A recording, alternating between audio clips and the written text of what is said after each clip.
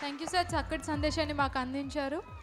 And A goal సాధించడానికైనా కానీ చాలా కష్టపడాలి, చాలా శ్రమించాల్సి ఉంటుంది. అండ్ దానికోసం ఎలా కష్టపడాలో మా విద్యార్థులందరికీ చక్కగా నేర్పించారు. Thank you so much sir.